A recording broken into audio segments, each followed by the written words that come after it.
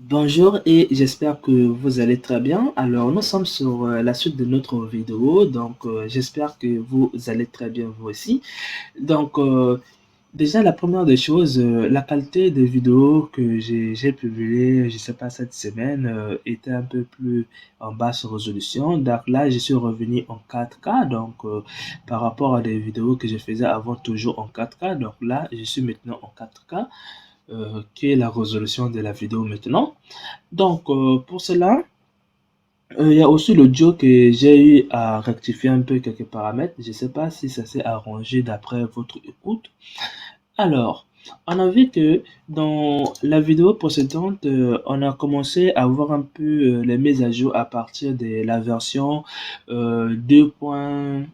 2.50 jusqu'à la version 2.73. Donc là, nous allons commencer à partir de 2.75, que la caméra a subi quelques changements jusqu'à la version actuelle. Mais vous allez comprendre que euh, de la version 2.80 jusqu'à la version 3.41, donc 3.4, bon, on n'a pas vraiment eu de changement, hein, on n'a pas vraiment eu de changement au niveau de la caméra, mais c'est plutôt de 2.75 auquel, je sais pas, oui, auquel on va avoir des changements, et aussi sur la version 2.80 auquel, non, c'est pas des changements, c'est des ajouts, hein, auquel on va avoir des ajouts. Donc, pour commencer notre vidéo, on va faire un petit rappel sur ce qu'on a vu sur la version 2.13, 73 comme ça. Je sais qu'il n'y a pas eu de nouveautés, mais on va commencer par ça pour ensuite commencer par euh, notre objectif. Donc, pour cela, je vais aller ouvrir la version 2.73 que vous voyez ici. Je vais l'ouvrir pour vous présenter les choses. Donc là, c'est la version 2.73 et je vais vous expliquer qu'est-ce qui existait déjà sur la version 2.73. Bon, je vais vous montrer ce qui n'existait pas. Donc pour cela, on va venir sur ce menu qui est là. On sait que tout ce qui est ici était déjà, tous les paramètres qui est là étaient déjà présents sur la version 2.73. Bien qu'on on a eu l'occasion de voir sur à quelle version a été ajouté par exemple ça, on a eu l'occasion de le voir dans les versions précédentes. Donc ça, on sait que tout ce qui est ici était déjà présent. On a aussi la profondeur de champ. On sait que les deux là étaient déjà présents. On n'avait pas encore ça. Ça sera ajouté sur la version 2.80. Donc on sait qu'on n'avait pas ça, mais les deux là, ça existait déjà. Donc ça, c'était à la version 2.50 et ça à la version 2.40. La caméra qui est là a été ajoutée à la version 2.65. Donc, on sait que ça a été ajouté à la version 2.65. Ça existait déjà. Les Safari ici, c'est que ça existait, mais on n'avait pas de marge comme ça. On n'avait pas de marge. On avait le title, donc le titre, mais ça n'existait pas. En fait, on peut dire que tout ce qui est ici, c'est comme si ça n'existait pas, mais on avait seulement ça qui était comme un bouton coché. Donc, on va aussi voir que ça a été ajouté sur cette version qui est là. On a aussi le background qui va être ajouté sur la version 2.80. Bien que si vous essayez, moi j'ai essayé de le tester, ça marche pas toujours. Sur le viewport display, on sait que tout ce qui est ici a existé sur les versions intérieures. Donc bien qu'on sait que ça c'est depuis la création de Blender, les deux là aussi, mais les autres sont ajoutés au fur et à mesure qu'on a eu l'occasion de voir aussi. Donc, j'espère que vous avez vu un peu. Donc, on va revenir sur notre version qui est là. On va passer sur la caméra et venir ici. On voit bien que la chose qui manque déjà par rapport à ce qu'on a eu à voir, qui va être ajouté sur la version 2.75, c'est les Safari. Donc, je ne sais pas si je peux là. Donc là, c'est là. Donc, comme vous le voyez ici, si on passe en vue caméra, vous allez avoir des marges ici. Je ne sais pas si on peut le régler là. Donc, on voit que on a seulement fait ça, mais vraiment, je pense qu'on avait quelques paramètres. Je ne sais pas si j'ai oublié un peu l'emplacement ici, mais vraiment, on avait que la possibilité d'activer ici les barres de titres. Donc, pour les titres, on avait la possibilité ici. Je suis en train de voir un peu où est-ce qu'on peut le régler. Ah, ok. Donc, je parlais que sur la version euh, 2.73, ça existait sous forme de bouton coché, comme vous le voyez ici. Mais vous allez voir que sur la version 2.75, il y aura maintenant un panneau qui va exister pour ça. Donc, pour cela, on va le fermer pour aller voir un peu qu'est-ce que ça nous dit sur la version 75. Donc, pour cela, on va venir ici. Donc, j'ai la version 75.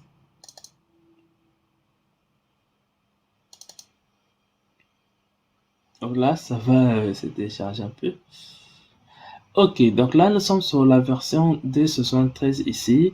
Comme je parlais, on clique sur la caméra, on vient sur l'angle de la caméra. Et là, ce que nous allons assister ici, c'est ici, c'est ce panneau qui est là, qui va être ajouté par rapport à tout ce qu'on a vu. On sait qu'il y a aussi ça, que j'ai oublié, ça, f-stop. Donc, les safrés, on va commencer, je ne sais pas si je le prononce bien, comprenez-moi.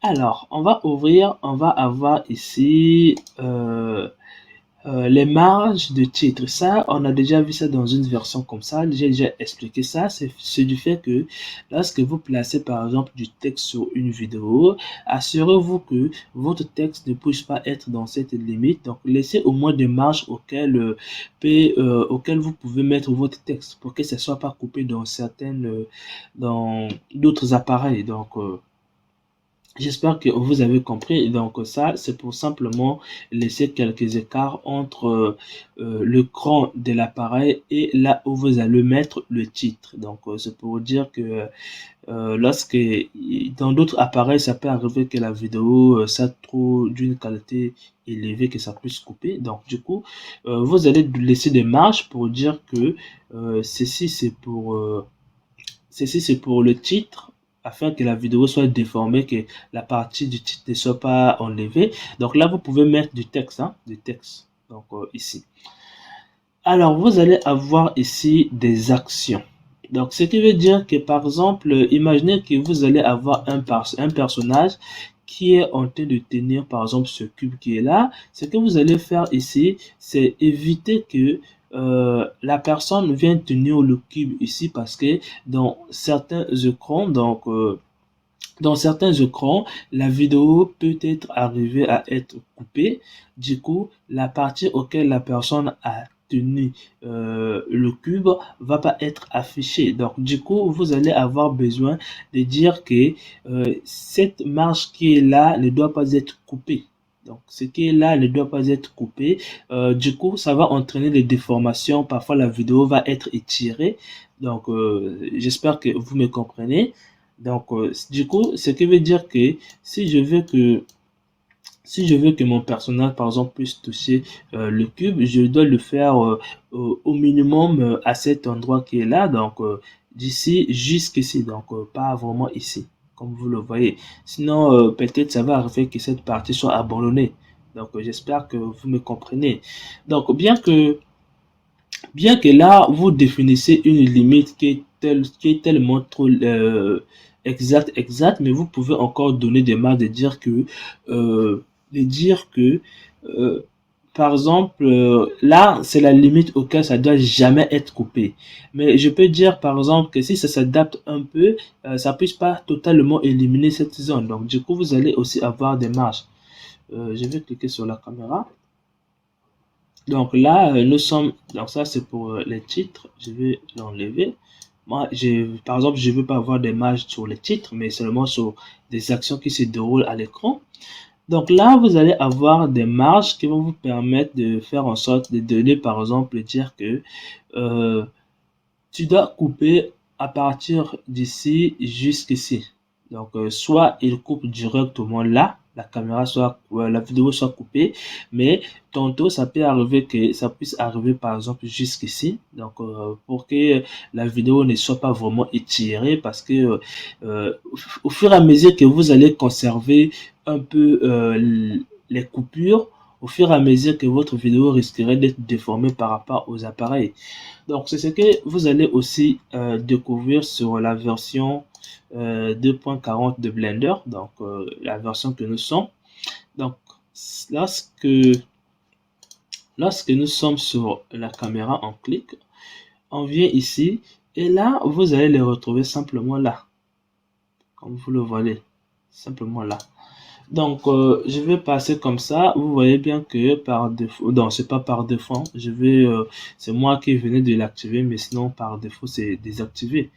Donc là, comme vous voyez, vous avez simplement ici des marges comme ça. Donc, n'oubliez pas, ça c'est uniquement pour les titres, comme vous le voyez. Donc, c'est ce qui veut dire que vos titres peuvent être placés par exemple ici. Vraiment, je maîtrise pas vraiment des safrés ici, mais au moins ça va vous permettre de faire en sorte que certaines zones de votre vidéo ne soient pas totalement coupées. Donc c'est ça que je connais en tête, mais vraiment je n'ai pas d'idée sur son utilisation. Donc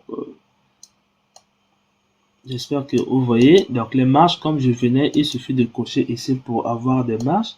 Donc, par exemple, moi je vais annuler un peu pour les titres. Donc là on a des marges pour les actions. Donc les actions, en fait, c'est ce que l'utilisateur va avoir. Donc on va éviter que certaines zones de la caméra soient coupées. Donc j'espère que vous avez vu un peu les safres ici. Je sais pas si je le prononce bien.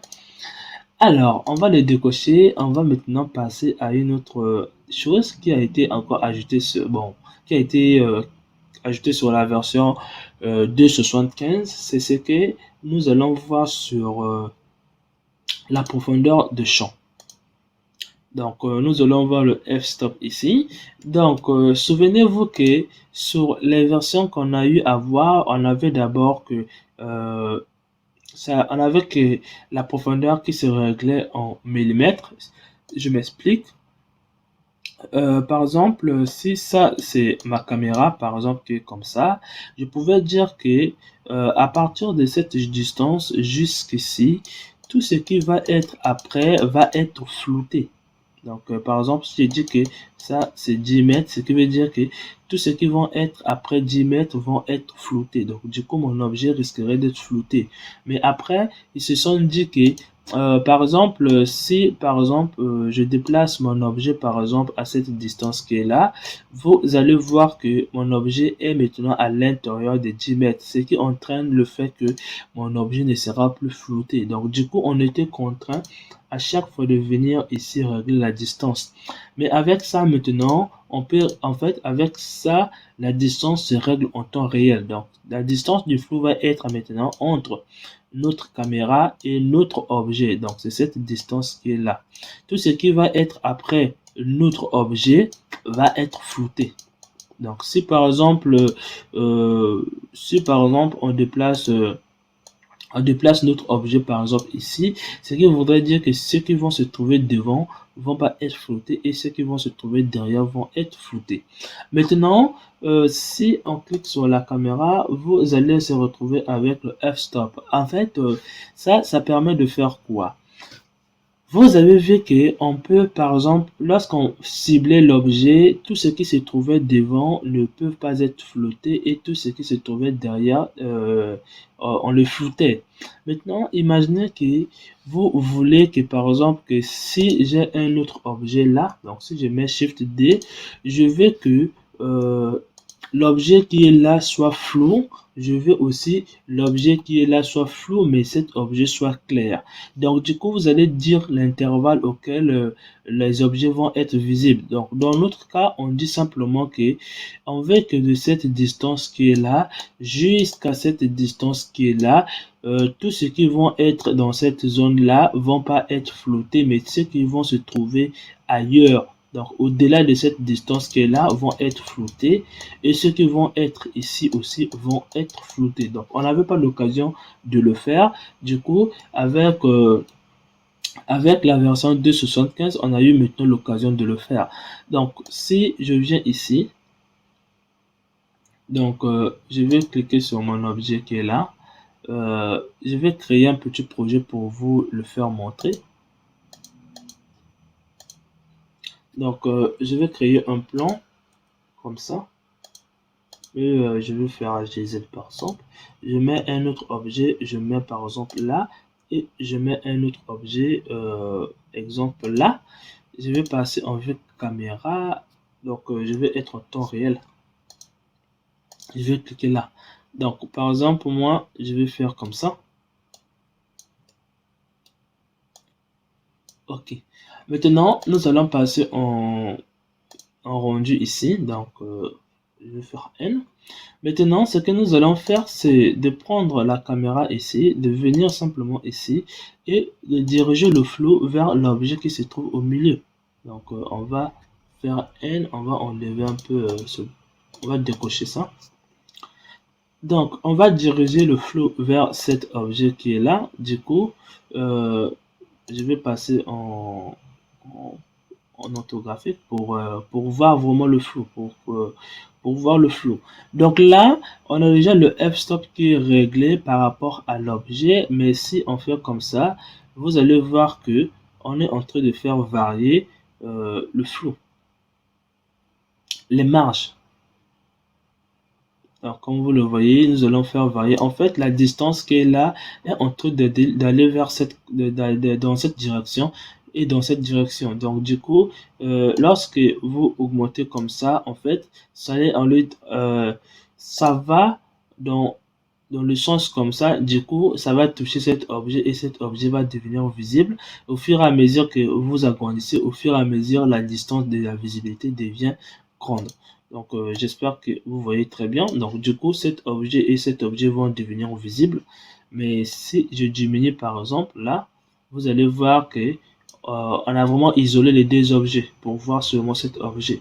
Donc, j'espère que vous avez compris un peu cela. Donc, si on revient sur cette version, donc si on revient sur notre version qui est là, vous allez simplement avoir ici f-stop qui est là, comme vous le voyez. Ça, je connais pas, c'est pas vraiment. Donc, j'espère. C'est simplement avoir une réseau, en fait, d'avoir vraiment du flou qui sera bien calculé, mais vraiment, je connais pas vraiment. Désolé. Vaut mieux être franche. Donc ça, c'est ce que nous avions vu. Maintenant, une fois qu'on avait ici et les safres ici, on va fermer cette version ici. On va aller voir maintenant sur la version ce soin 2.79.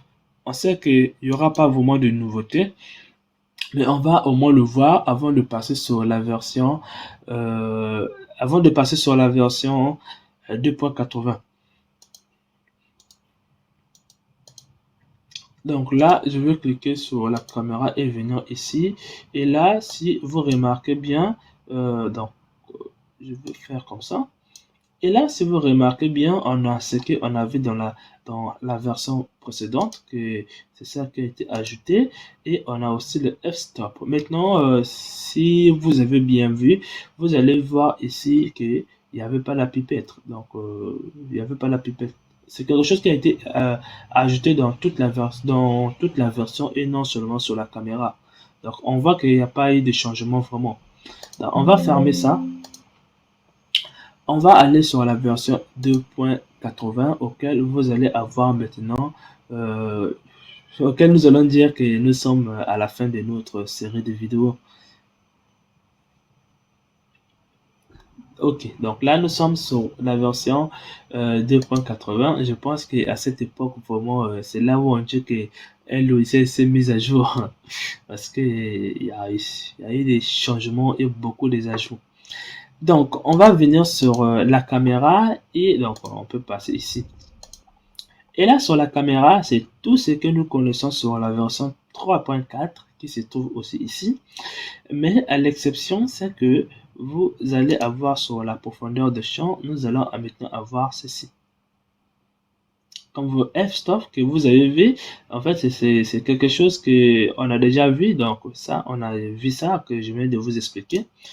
Et vous allez aussi avoir l'ajout de l'arrière-plan.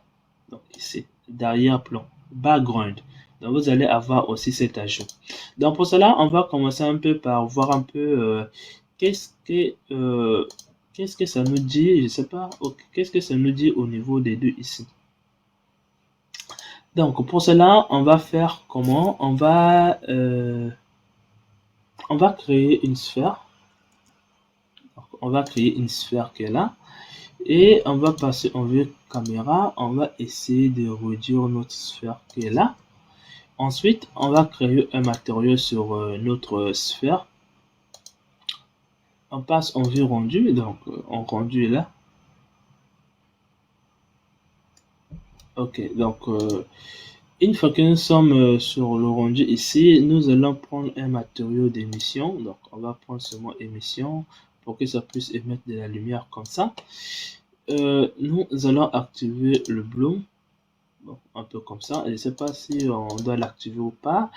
Ensuite, on va venir sur la caméra maintenant. Sur la caméra, ici. Donc, activer bien le flou. Donc, on va activer le flou. Je ne sais pas si on va mettre vraiment beaucoup de flou. Donc, on va diminuer la distance. Ok. Donc là, on voit que c'est vraiment la forme du flou est rond. Et maintenant là, on va essayer de faire comme ça. Et là, vous voyez bien que la forme du flou devient vraiment carré au fur et à mesure que vous pouvez le faire comme ça. Comme vous le voyez. Donc ça, c'est pour des lumières qui sont éloignées que vous allez commencer à voir un peu cette forme qui sont comme ça. Donc, n'oubliez pas la rotation, c'est simplement pour tourner le flou. Donc, je ne sais pas pour quelle raison vous allez le tourner. Moi, c'est rarement que je le fais. Donc, on va essayer de prendre 45 degrés par exemple. Ici, et là, le flou s'est tourné. Donc, j'espère que vous avez vu. Facteur ici, donc, on va mettre à 0.5 par exemple ici. Et là, vous voyez bien que ça s'est simplement étiré. Donc, j'espère que vous voyez. On sent même que sur cette version, ça est en train de caler un peu. Donc, on sent que le flou est en train de caler. Donc, j'espère que vous avez bien vu. Donc, moi, je vais supprimer cet objet qui est là. Donc, d'ailleurs, je vais enlever le flou. Donc, j'espère que vous avez vu un peu l'utilité de ça aussi. Donc, ça, c'est le nombre de côtés que va avoir votre flou. Ça, c'est la rotation et ça, c'est simplement sa taille. Alors, nous allons maintenant avoir quelque chose ici qui s'appelle ici background. Donc, on va d'abord revenir sur notre version qui est là. Donc, pour cela, la même chose, on va créer un nouveau projet. On va le supprimer, créer une sphère. On va diminuer ça et venir ici, créer un matériau. Et on va mettre ça sous forme de mission. On vient ici, on augmente un peu ici et on vient sur ici, on clique sur le bloom. Et là, on vient sur la caméra. Vous pouvez maintenant activer la profondeur de champ. Et là, vous allez diminuer la distance pour le flow. Vous voyez bien là, c'est rapide. Hein? Et là, ça, on a vu, faut que vraiment on puisse pointer ici pour voir l'utilité. Maintenant, là, c'est la forme. Ok, c'est aussi lent. Donc, je vais tourner ça à 46, par exemple, là. Je vais le tourner, comme vous le voyez ici, c'est rapide. Et là, c'est simplement le fait que, bon, je peux dire simplement l'étirement. Donc, vous avez vu, le background ici, en fait, lorsque on était ici, ça permettait de placer l'image sur la caméra ici. Mais je ne sais pas pourquoi ça marche pas. Hein. Ça marche pas chez moi. Hein. Donc, je ne sais pas comment vous les expliquer. Si c'est vous, essayez de voir un peu. Mais je pense que c'est moi, ça marche pas. Donc, pour cela, je vais créer un nouveau projet ici. Donc, ici, ça permettait de mettre une image de fond. Donc, lorsqu'on venait sur la caméra et qu'on venait sur image de fond ici, ajouter une image, par exemple, je sais pas quelle image, je veux par exemple, bon, je vais prendre une autre image sur moi. Ouvrir par exemple. Donc là, on sent qu'il n'y a rien. Je ne sais pas pourquoi, si c'est moi qui l'utilise mal, mais dites-moi de votre côté si ça a vraiment marché. Parfois, ça arrive que parfois, je ne sais pas si c'est moi qui l'utilise mal, hein, mais au moins, vous avez vu que ça a été ajouté sur la version 2.80. Et c'est la même chose que nous allons avoir aussi sur l'autre version qui est là. Donc, sur 40. Donc, si on vient sur notre caméra, vous allez retrouver aussi background. Donc, c'est la même chose, ajouter une image. Je vais faire open, je sais pas, poubelle, c'est là où je fais tout ce que je fais, je le mets ici. Donc, tel que des projets là, je le mets ici. Donc, c'est pour ne pas avoir des fichiers blindés n'importe où. Donc là, on passe sur la caméra. Ah, ok. Bon, par chance, hein, ça a marché, je sais pas, mais vous voyez bien que au lieu que ça soit le monde, c'est maintenant l'image de fond. Donc, vraiment, on a eu de la chance parce que avant, j'ai eu à tester, ça marchait pas, mais là, ça a marché, mais c'est vraiment ah, ok. Donc là, pas besoin d'aller travailler sur des logiciels de retouche photo pour mettre l'image de fond. Donc, vous pouvez directement le mettre. J'espère que vous voyez très bien. Donc, ça se fait uniquement sur la caméra. C'est comme si c'est quelque chose que vous faites sur le compositing. Mais bref, j'espère que cette vidéo vous a plu. Donc, vraiment, sur la version 3.4 ici, il n'y a pas d'autres nouveautés. Il n'y a plus d'autres choses à dire par rapport à la version 2.8. C'est les mêmes choses que vous allez croiser du début jusqu'à la fin si vous essayez de vérifier. C'est la même chose que vous allez croiser sur la version 2.80. Donc, c'est la même chose. Donc, du coup, sur des versions 2.83, les 2.90, on va pas en parler parce qu'il n'y a pas eu de mise à jour au niveau de la caméra. Je sais pas si c'est moi qui n'a pas tout dit, mais vraiment, j'ai dit le nécessaire, hein. Donc, j'espère que cette vidéo vous a plu. On se retrouve dans les prochaines vidéos.